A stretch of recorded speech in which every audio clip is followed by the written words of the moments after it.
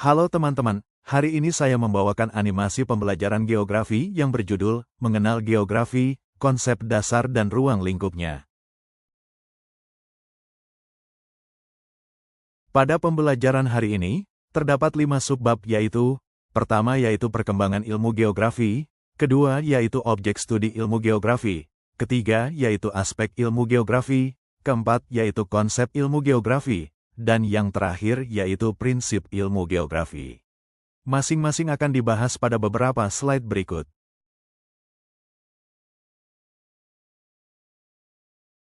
Apa sih geografi itu? Geografi adalah ilmu yang mempelajari fenomena alam dan sosial di permukaan bumi. Mulai dari tanah, air, iklim, hingga manusia dan segala aktivitasnya. Geografi bukan hanya tentang peta. Geografi adalah ilmu yang mempelajari bumi, alam, manusia, dan bagaimana keduanya saling berhubungan.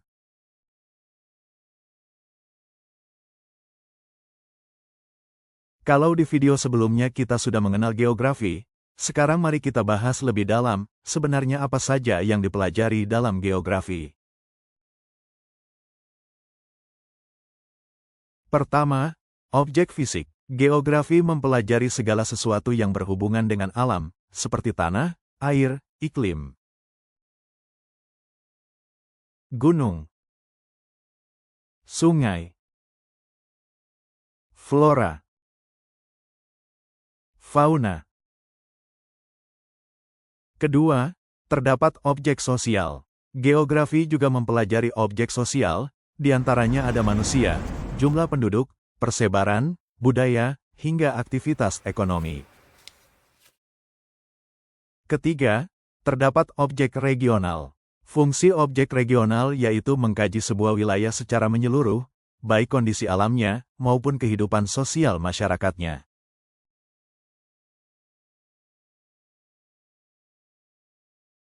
Dengan kita mempelajari semua objek itu, ilmu geografi juga bisa membantu kita untuk merencanakan tata ruang kota, pertanian, pariwisata, hingga mitigasi bencana. Teman-teman, dalam geografi ada 10 konsep dasar yang jadi kunci untuk memahami fenomena di muka bumi. Dengan konsep ini, kita bisa lebih mudah melihat pola di permukaan bumi, memahami hubungan antar ruang, sampai mengetahui bagaimana manusia berinteraksi dengan lingkungannya. Jadi, konsep dasar geografi itu bukan sekadar teori, tapi alat penting supaya kita bisa menganalisis bumi dan kehidupan dengan cara yang lebih sederhana dan terarah. Pertama, konsep lokasi. Lokasi menjelaskan di mana suatu tempat berada. Contohnya, Banyuwangi berada di ujung timur Pulau Jawa. Kedua, konsep jarak. Jarak bisa berupa jarak absolut dalam kilometer, atau jarak relatif yang dilihat dari waktu tempuh. Ketiga, konsep keterjangkauan. Keterjangkauan menunjukkan mudah atau tidaknya suatu tempat diakses. Misalnya, desa terpencil lebih sulit dijangkau daripada kota besar. Keempat, konsep pola. Pola menggambarkan bentuk persebaran fenomena. Contohnya, pola sawah mengikuti aliran sungai, sedangkan pemukiman di kota cenderung lebih teratur. Kelima, konsep morfologi. Morfologi mempelajari bentuk permukaan bumi, seperti pegunungan, dataran, hingga pantai. Keenam, konsep aglomerasi. Aglomerasi adalah pengelompokan kegiatan di satu tempat. Contohnya pusat perbelanjaan yang banyak berkumpul di kota.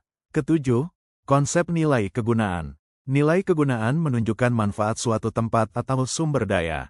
Sawah bermanfaat untuk pertanian, dan laut bermanfaat untuk perikanan. Kedelapan, konsep interaksi dan interdependensi. Interaksi adalah hubungan antar wilayah, sementara interdependensi berarti adanya saling ketergantungan. Kota membutuhkan hasil tani dari desa, dan desa membutuhkan barang dari kota. Kesembilan, konsep diferensiasi area. Diferensiasi area menjelaskan bahwa setiap wilayah punya karakteristik berbeda. Inilah yang membuat suatu daerah unik. Kesepuluh, konsep keterkaitan keruangan. Keterkaitan keruangan menunjukkan hubungan antar wilayah dalam satu ruang. Misalnya hubungan perdagangan antar provinsi. Itulah 10 konsep dasar geografi, yang menjadi kunci untuk memahami bumi dan kehidupan secara lebih sistematis. Selain konsep, dalam geografi kita juga mengenal 4 prinsip utama. Pertama, prinsip persebaran. Fenomena di muka bumi tidak merata, melainkan tersebar. Contohnya, penduduk Indonesia lebih banyak tinggal di Pulau Jawa dibandingkan Kalimantan. Kedua, prinsip interelasi. Setiap fenomena saling berhubungan. Misalnya, pembangunan jalan tol bisa meningkatkan pertumbuhan ekonomi di daerah sekitarnya. Ketiga, prinsip deskripsi. Fenomena dijelaskan dengan data dan fakta, bisa berupa peta, tabel, ataupun grafik. Contohnya, peta curah hujan untuk menunjukkan wilayah yang sering diguyur hujan. Keempat, prinsip korologi. Prinsip ini menggabungkan ketiga prinsip sebelumnya, sehingga kita bisa melihat fenomena secara lebih menyeluruh. Misalnya, saat menganalisis banjir di Jakarta, kita perhatikan lokasi, curah hujan, penggunaan lahan, hingga dampaknya. Itulah 4 prinsip geografi yang menjadi dasar penting dalam memahami fenomena di bumi. Terima kasih teman-teman sudah belajar geografi bareng hari ini. Semoga materinya bermanfaat dan bikin kalian makin semangat mengenal bumi kita. Sampai jumpa di pelajaran berikutnya, tetap semangat, dan jangan lupa jaga lingkungan ya.